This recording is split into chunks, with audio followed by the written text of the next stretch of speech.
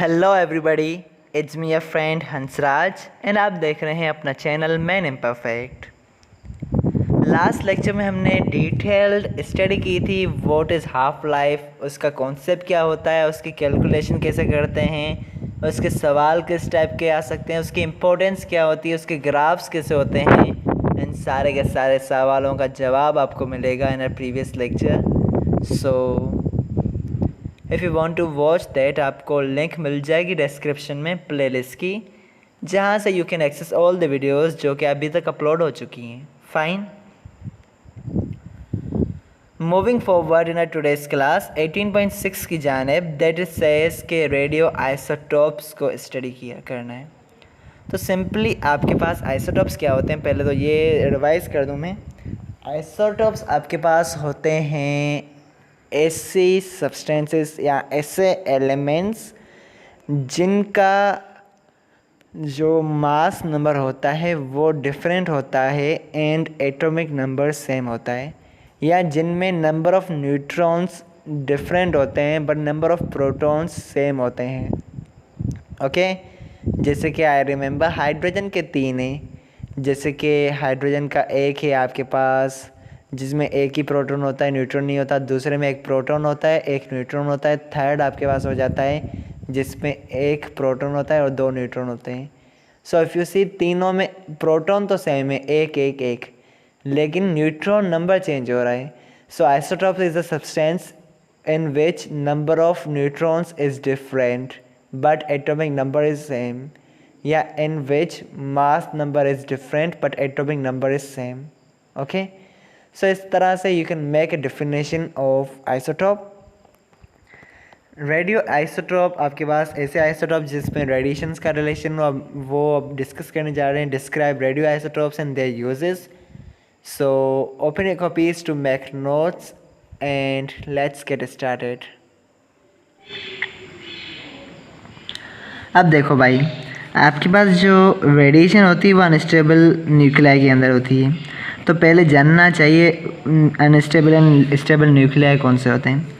सो stable nuclei वो होते हैं जिनका एटॉमिक नंबर जो है Z लिख लेता हूँ सिंबल। एटॉमिक नंबर जो है वो 0 से लेकर 82 के दरमियान हो। ओके, 0 तो नहीं होता, 1 से लेकर 82 के दरमियान हो, सही है। और अनस्टेबल आपके पास वो होता है, अनस्टेबल न्यूक्लियाई वो होते हैं जिनमें Z जो है वो 82 से ग्रेटर देन होना चाहिए, जिसमें Z जो है वो 82 से ज़्यादा होना चाहिए, वो होते हैं unstable.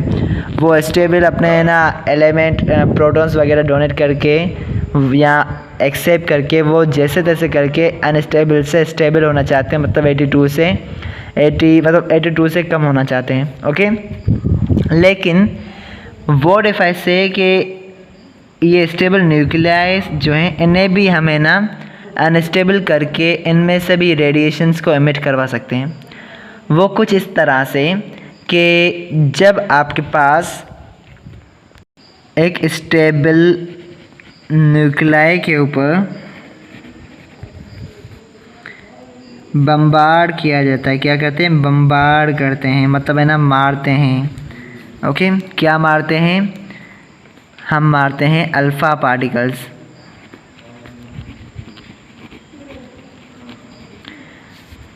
Protons and neutrons.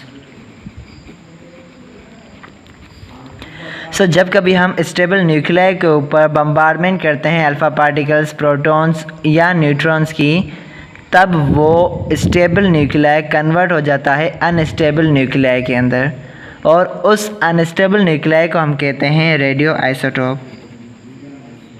Radio isotope, fine. अब इसकी डेफिनेशन में बता दूं तो when stable nuclei, okay, stable nuclei are converted, क्या हुए, converted हुए into unstable nuclei by bombarding alpha particles, सही है, protons and neutrons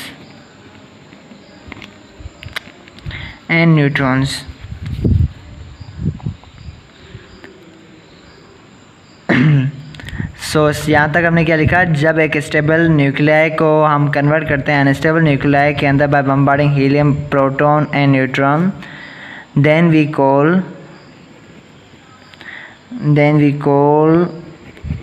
that unstable nucleus a radioisotope. Fine, ये डेफिनेशन आपको क्लियर हो चुकी होगी, what are radio isotopes. Fine, अब इनकी एक दो एग्जांपल्स बुक वाली में दे रहा हूँ, बिकॉज जो भी एमसीक्यू भी जनरेट होगा बुक वाली में से ही होगा, आई एम श्योर, मतलब है ना 95% श्योर हूँ मैं, बुक में से हो सकता है। सो एग्जांपल आपके पास बुक में गिवन है कि सोडियम, इसका एटॉमिक नंबर होता है 11, मास नंबर होता है 23, सही है। अब जब इसके ऊपर बम्बार्डमेंट करते हैं एक न्यूट्रॉन की, न्यूट्रॉन क्या है, इसका मास नंबर होता है 1 और एटॉमिक नंबर होता है 0। जब सोडियम के ऊपर बम्बार्डमेंट होती है न्यूट्रॉन की, तब वो सोडियम जो है वो क्या करता है, एमिट करता है रेडिएशंस को, क्या करता है, एमिट करता है रेडिएशंस को bye accepting a neutron. So Na जो है उसका मास नंबर चेंज हो जाएगा, बट उसका जो प्रोटॉन नंबर है वो सेम रहेगा, मास नंबर इंक्रीज हो जाएगा बाय 1, एंड उसमें यहाँ पे यू कैन सी कि क्या हो रही है, रेडिएशन हो रही है, अल्फ़ा और गामा रेज एमिट हो रही हैं, सही है।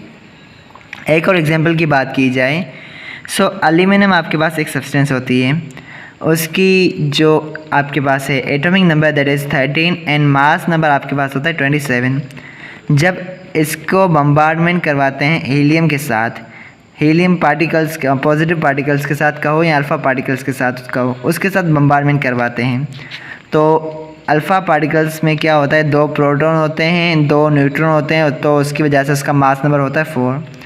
सो क्या होगा, जब बम्बार्डमेंट ऑफ अल्फ़ा पार्टिकल्स होगी ऑन हीलियम, तो अल्फ़ा पार्टिकल्स होगी ऑन एल्यूमिनियम, तो क्या होगा, वो एल्यूमिनियम जो है वो कन्वर्ट हो जाएगा फॉस्फोरस के अंदर।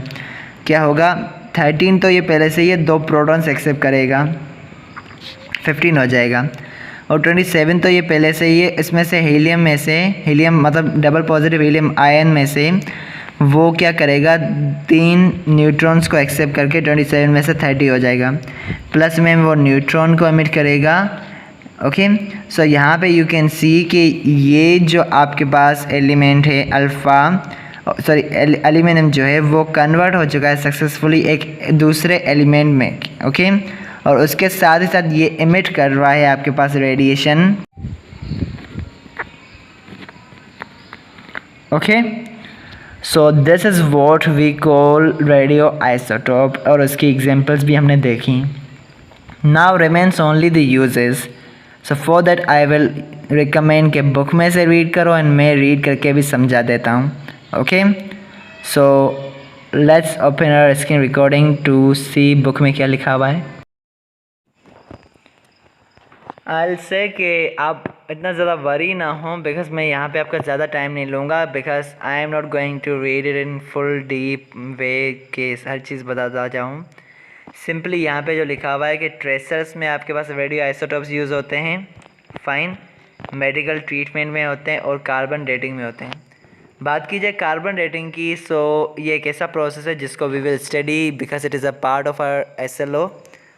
और ट्रेसर्स की यहाँ पे मैं आपको एक और चीज़ बता दूँ, क्या याद करना है आपको, सिंपली आपको याद करना है कि यहाँ पे जैसे लिखा हुआ है ना रेडियो आयोडीन 131, अब ये वाला किस चीज़ के लिए इस्तेमाल होता है ये आपको याद रखना है।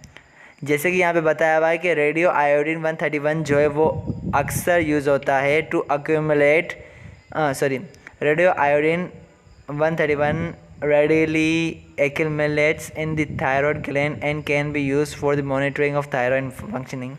और थायराइड की फंक्शनिंग को मॉनिटर करने के लिए we use radio iodine, okay, 131। So इसका यूज़ एंड उसका name along with its mass number आपको याद रखना है. Okay, this is the main point that I was trying to say and I hope आपको समझ आ चुका होगा. अब कार्बन डेटिंग को we are going to see in next video lecture. Till that be happy, B blessed and like, share and subscribe कर दो if you haven't done yet. And thank you so much for being connected and bye.